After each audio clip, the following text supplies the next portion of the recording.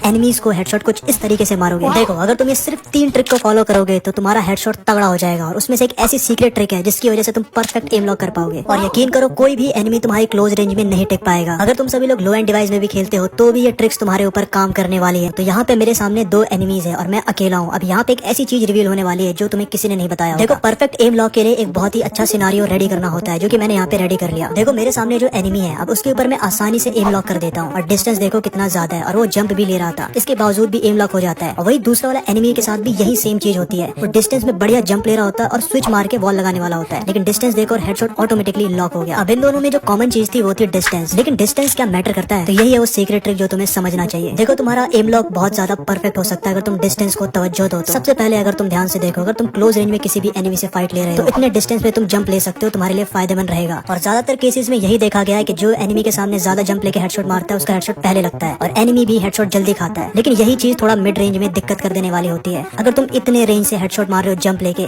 तो तुम्हें यहाँ पे प्रॉब्लम हो सकती है। अब जैसे कि तुम इस क्लिप में ही देख सकते हो, सामने वाला एनिमी जंप ले रहा है लेकिन मैं जंप नहीं ले रहा हूँ और इसी वजह से मैंने उसमें हेडशॉट चिपका दिया। अब ये तो बात हुई क्लोज रेंज की और मिड रेंज की, लेकिन यही चीज अगर तुम लॉन्ग रेंज में करते हो और जंप लेके हेडशॉट मारने की ट्राई करते हो तो तुम यहाँ पे बहुत ही ज्यादा खतरे में और एक बहुत बड़ी मिस्टेक कर रहे हो। अब तुम इस क्लिप में देख सकते हो कि सामने वाले एनिमी ने सेम वही मिस्टेक की, लॉन्ग रेंज में जंप लेके हेडशॉट मारने की ट्राई की। दूसरे ने भी यही किया और हेडशॉट खा लिया। तो कहने का मतलब यही है कि अगर तुम्हें परफेक्ट एम लॉक करना है तो सामने वाले को जंप लेने दो लॉन्ग में और हेडशॉट तुम मार दोगे।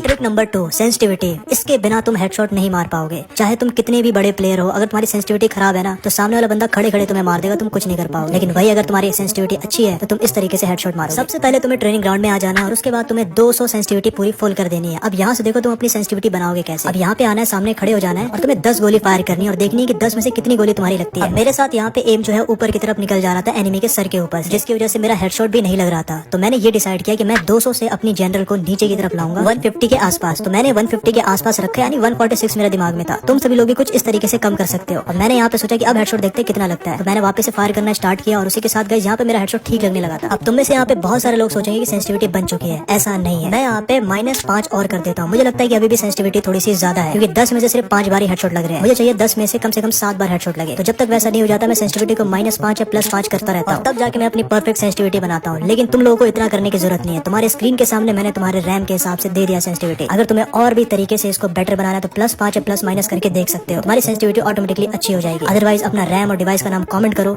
10 कमेंट करोगे तो मैं रिप्लाई जल्दी दूंगा, परफेक्ट सेंसिटिविटी बना के दूंगा तुम्हारे डिवाइस के हिसाब से। Trick number 3, free fire settings. अगर तुमने सेंसिटिविटी सही कर ली है तो तुम्हें फ्री फायर सेटिंग्स भी सही करना जरूरी है, क्योंकि इससे तुम्हारी वॉल बहुत फास्ट लगेगी, तुम्हारी मूवमेंट बढ़ जाएगी और एक्यूरेसी भी बहुत अच्छी हो सकती है। तो सबसे पहले तुम्हें करना क्या है, स्मूथ ग्राफिक कर लेना है ताकि तुम्हारी इसमें सेंसिटिविटी अच्छे से वर्क करे और फोन बिल्कुल भी लैग ना करे। और FPS को हाई कर लेना है। अगर तुम स्मूथ करके हाई FPS करके खेलते हो तो कांग्रेचुलेशन, तुम्हारी सेटिंग बिल्कुल परफेक्ट है हेडशॉट मारने के लिए। लेकिन साथ में जायरोस्कोप इफेक्ट भी कम कर देना, जो लास्ट में से ऑफ कर देना है हमेशा, ताकि प्रेशर कम पड़े फोन के ऊपर। अब बात कर लेते हैं कस्टम हुड में तुम्हें ऐसा क्या करना है जिससे हेडशॉट और अच्छे से लगे। वो है फायर बटन की ओपेसिटी बढ़ा देनी, जिससे तुम्हें फायर बटन जब दिखेगा ना तो तुम्हारा माइंड और उंगली का अच्छा कनेक्शन बनेगा, जिससे तुम्हें ड्रैग करने में टाइम टू टाइम बहुत ही ज्यादा इंप्रूवमेंट मिलेगी। लेकिन सबसे बड़ी बात है कि इसका साइज क्या रखें। मेरा यही कहना है कि अगर तुम 40 से लेके 55 के बीच में अपना साइज रखते हो फायर बटन का तो परफेक्ट है, किसी भी डिवाइस में अच्छा हेडशॉट लगेगा। बस ओपेसिटी इसका बढ़ा के रखना, बात यही है। वैसे मेरा फायर बटन का साइज 44 या 45 के बीच में रहता है, जो कि बहुत ही परफेक्ट है। बहुत सालों से खेल रहा हूँ, तुम सभी लोग भी सालों पे प्रैक्टिस करो एक ही फायर बटन साइज पे तो बेटर रहेगा। दूसरी चीज, एम प्रिसाइज में हमेशा डिफॉल्ट रखो क्योंकि ये ज्यादा बेटर रहता है, और लेफ्ट फायर बटन को शो एंड स्कोप पे करके रखो, ज्यादा बेटर रहेगा। लेकिन जो मेन चीज है वो है वेपन स्विच। अगर तुम लोगों ने इसको ऑफ कर रखा है तो बहुत बड़ी गलती कर रहे हो। विदाउट स्विच भाई कुछ हो ही नहीं सकता। इसे ऑन करो, इस पे खेलना स्टार्ट करो और उसके बाद तुम्हें नीचे की तरफ आ जाना है। बाकी सब कुछ सेम रखना जैसे मैंने सेटिंग्स रखी हुई है। लेकिन जो थ्रोवेल स्लॉट है उसमें मैं हमेशा कहता हूँ कि तुम इसको जो है ना डबल करके रखो, और स्मार्ट थ्रो को ऑफ है तो ऑन करके रखो, जिससे ऑटोमेटिकली वॉल जल्दी लगेगी और पहले लग जाएगी। मैं कहूंगा इसे ऑन करके रखो, बहुत अच्छी तरीके से काम करता है। मैं बहुत सालों से यूज कर रहा हूँ और इसका फायदा तुम्हें भी देखने को मिलेगा। तो बस यही सारी सेटिंग्स अगर तुम लोग भी करोगे तो डेफिनेटली हेडशॉट बहुत आसानी से मार सकते हो किसी भी प्लेयर में।